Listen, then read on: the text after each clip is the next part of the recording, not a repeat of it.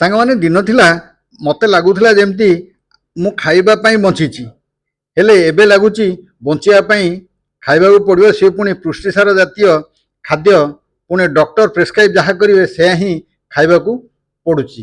ଇଏ ହେଉଛି ବିଧିର ବିଧାନ, କେ କରିବ ଆନ। ଚାଲନ୍ତୁ ଏ ଭିଡ଼ିଓରେ ଦେଖିବା ଅଣ୍ଡା ଝୋଳ କେମିତି ଆମେ କଲେ। ଜୟ ଜଗନ୍ନାଥ ସାଙ୍ଗମାନେ, ଓଡ଼ିଆ ଜାତିର ଆଉ ଗୋଟେ ଏପିସୋଡ଼କୁ ଆପଣ ସମସ୍ତଙ୍କୁ ସ୍ୱାଗତ କରୁଛି। ଭାବୁଛି ଆପଣମାନେ ନିଶ୍ଚୟ ଭଲରେ ଥିବେ। ଆମର ଆଜି ଲଞ୍ଚରେ ନନଭେଜ୍ ବାରି, ତେଣୁ ଅଣ୍ଡାରେ ଆଜି ଖୁସି ହେବାକୁ ପଡ଼ିବ। ଦେଖନ୍ତୁ ଅଣ୍ଡା ବହୁତ ଦିନ ହେଲାଣି ଅଣ୍ଡା ଝୋଳ କରାହେଇନଥିଲା। ମୁଁ ଆଜି ମୋର ଧର୍ମପତ୍ନୀକି ଅନୁରୋଧ କଲି ଯେ ଆଜି ଅଣ୍ଡା ଝୋଳ କର, ସେ ଅଣ୍ଡା ଝୋଳ କରିଛନ୍ତି। ତାପରେ ଭାତ, ଅଣ୍ଡା ଝୋଳ, ଆମ୍ବ, ବାସ୍ ଆଜି ଏତିକି। ଦେଖିବେ, ଚାଲନ୍ତୁ ଅଣ୍ଡା ଝୋଳ କେମିତି ତିଆରି ହେଲା ପ୍ରଥମେ ଦେଖିବା, ତାପରେ ଖାଇବା। ଭାଇ ଆଜି ଅଣ୍ଡା ଆଳୁ ଝୋଳରେ ଆମେ ଅଣ୍ଡା ନେଇଛୁ 5ଟି, ଆଉ 2ଟା ମିଡ଼ିୟମ୍ ସାଇଜ୍ର ଆଳୁ ନେଇକି ପ୍ରଥମେ ତାକୁ କ'ଣ କରିବା, ପ୍ରେସର କୁକରରେ ତାକୁ ସିଝେଇ ଦେବା, ଯାହାଫଳରେ ଆମକୁ ତରକାରୀଟି କରିବା ପାଇଁ ସୁବିଧା ହେବ। ସେଥିପାଇଁ ଗୋଟେ ପ୍ରେସର କୁକର ଆଣିଲି, ତା ଦେହରେ ପାଣି ଟିକେ ଦେଇକି ବର୍ତ୍ତମାନ ତାକୁ ତା ଦେହରେ ଅଣ୍ଡା ଆଉ ଆଳୁ 2ଟାକୁ ରଖିଦେଇକି ବର୍ତ୍ତମାନ ଗ୍ୟାସ୍ରେ ବସେଇଦେଲି।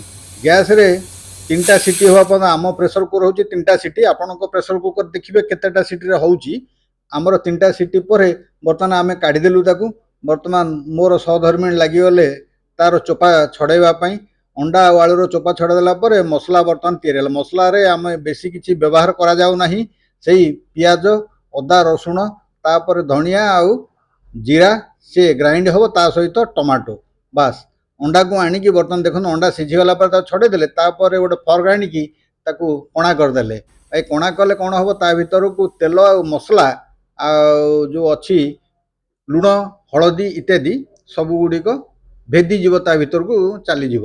ସେଥିପାଇଁ ଏହାକୁ କଣା କଲେ ଭଲ ଲାଗେ, ଟିକେ ଟେଷ୍ଟଟା ଟିକେ ଡିଫରେଣ୍ଟ ଆସେ। ତାପରେ ତେଲ ଟିକେ ପକେଇକି ଆଳୁ ଆଉ ଅଣ୍ଡା 2ଟାକୁ ଭାଜିଦେଲେ, ତାପରେ ସୋରିଷ ତେଲ ଟିକେ ପକେଇକି ତା ଦେହରେ 5 ଫୁଟଣ, ତାପରେ ପଡ଼ିଗଲା ଆମର ପିଆଜ।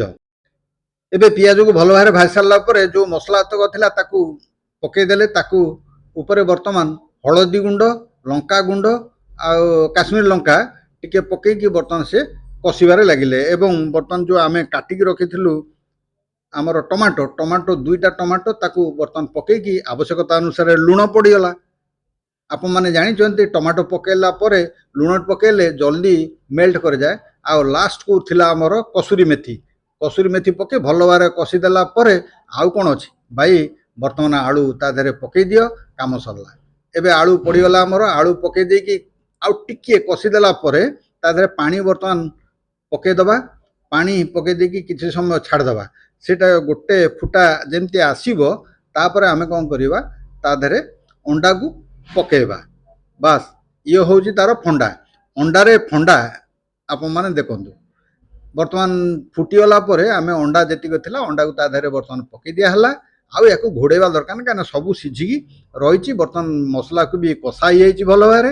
ଏଥିରେ ଆଉ କୌଣସି ଆବଶ୍ୟକତା ନାହିଁ। ମୁଁ ଗରମ ମସଲା ପକାଏ ନାହିଁ, ଆପଣମାନେ ଯଦି ଗରମ ମସଲା ପକାନ୍ତି ତାହେଲେ ୟା ଦେହରେ ପକାଇବେ। ଆମର ବର୍ତ୍ତମାନ ଅଣ୍ଡା ହେଇଗଲା ରେଡ଼ି। ଚାଲନ୍ତୁ ବର୍ତ୍ତମାନ ଲଞ୍ଚ ଖାଇବା। ଲଞ୍ଚ ପାଇଁ ଦେଖନ୍ତୁ ମୋ ପାଇଁ ବର୍ତ୍ତମାନ ମୋର ସହଧର୍ମିଣୀ ବାଢ଼ି ଦେଉଛନ୍ତି ଲଞ୍ଚରେ ଆଜି କ'ଣ କ'ଣ ଅଛି ନିଶ୍ଚୟ ମୁଁ ଦେଖେଇବି, ହେଲେ ମୋର ପ୍ଲେଟ୍ରେ କେମିତି ସଜେଇକି ସେ ମୋତେ ଦେବେ ବୋଲି ଚିନ୍ତା କରୁଛନ୍ତି। ଦେଖନ୍ତୁ, ମୋତେ ଡକ୍ଟର କହିଛନ୍ତି ଗୋଟେ ଅଳ୍ପ ଭାତ ଖାଇବା ପାଇଁ, ବା ଗୋଟେ ଗିନାରେ ଯେତିକି ସେତିକି ଦେବା ପାଇଁ। ସେ ସେଥିପାଇଁ ଗିନାରେ ମାପିକି ମୋ ପାଇଁ ଦେଇଦେଲେ। ଆଉ 2ଟା ଅଣ୍ଡା, ଆଳୁ, ଅଳ୍ପ ଟିକେ ଝୋଳ, ତା ସାଙ୍ଗରେ ଆମ୍ବୁ, ଇଏ ସବୁ ବର୍ତ୍ତମାନ ମୋତେ ଆଣିକି ଦେଇଦେଲେ। ଦେଖନ୍ତୁ ମୁଁ ବର୍ତ୍ତମାନ ଟେବୁଲରେ ବସିଛି, ମୋତେ ଆଣିକି ସେ ଦେଇଦେଲେ। ଇଏ ହେଉଛି ତାଙ୍କର କାମ, ଏଥିରେ ତାଙ୍କର ଆନନ୍ଦ ଅଛି। ଏବେ ତ ଦେଖିଲେ କେମିତି ଆମର ଅଣ୍ଡା ଝୋଳ ଆଜି କରାହେଲା। ଅଣ୍ଡା ମୁଁ ଏପର୍ଯ୍ୟନ୍ତ ଖାଇନି, ଏଟା ରାଇସ୍ ଅଣ୍ଡା। ଏଇଟା ହେଉଛି ତାତିଛି ପ୍ରଚଣ୍ଡ ଭାବରେ ଭାଇ, ବର୍ତ୍ତମାନ ସାଙ୍ଗେ ସାଙ୍ଗେ ହେଇଛି ଅଣ୍ଡା।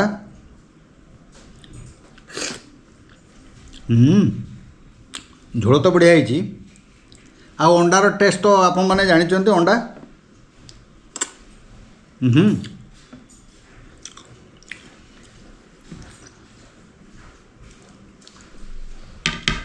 ସେଇ ପୁରୁଣା କଥା, ଗୋଳେଇବା ଖାଇବା।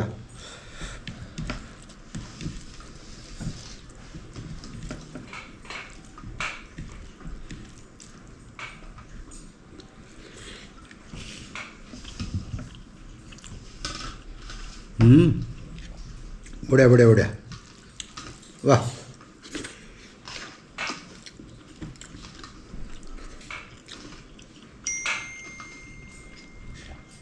ଭାତ ସହିତ ଅଣ୍ଡା ଝୋଳର କମ୍ବିନେସନ୍ଟା ମୋତେ ବଢ଼ିଆ ଲାଗେ। ତା ସହିତ ଆଉ କୌଣସି ତରକାରୀ ରହିଲେ ଏତେ ଖାସ୍ ଲାଗେନି, କାହିଁକିନା ତା'ର ଟେଷ୍ଟ ଜାଣି ହେବନି। ଏବେ ସାଙ୍ଗମାନେ ମନେ ପଡ଼ୁଛି ମୋର ପିଲାଦିନେ ଆମ ଘର ଭିତରକୁ କୁକୁଡ଼ା କିମ୍ବା ଅଣ୍ଡା ଏସବୁ ପଶୁନଥିଲା। ଯେଉଁମାନେ ଖାଇବେ ସେମାନେ ବାରିପଟେ ଯାଇକି ଗୋଟେ ଗଛ ଥିଲା, ସେଠି ଯାଇକି ରୋଷେଇ କରିକି ସିଆଡ଼େ ଖାଇବେ, ଘର ଭିତରକୁ ବହୁ ପୁରେଇ ଦେଉନଥିଲା। ଏବେ ସହରୀ ସଭ୍ୟତାରେ ଆମେ ସିନା ଖାଇଦେଉଛୁ, ଏଠି କିଛି ଅସୁବିଧା ହେଉନି। ଏ ଯେଉଁ ଅଣ୍ଡାର ଦେଖିଲେ ୟେଲୋ ଅଂଶଟି ମୁଁ ଖାଏ ନାହିଁ, କେବଳ ହ୍ୱାଇଟ୍ଟାକୁ ମୁଁ ଖାଏ।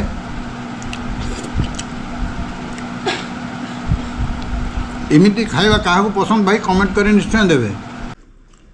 ଚାଲନ୍ତୁ, ମୁଁ ତ ଏବେ ଖାଇବି, ମେଡ଼ିସିନ ଖାଇବି, ରେଷ୍ଟ ନେବି। ଆପଣମାନେ ଆପଣଙ୍କ କର୍ମକ୍ଷେତ୍ରରେ ଲାଗିଯାଆନ୍ତୁ। ପୁଣି ଦେଖା ହେବା ଆଉ ଗୋଟେ ଭିଡ଼ିଓରେ। ସେତେ ପର୍ଯ୍ୟନ୍ତ ମୋତେ ବିଦାୟ ଦିଅନ୍ତୁ। ଜୟ ହିନ୍ଦ, ଜୟ ଜଗନ୍ନାଥ।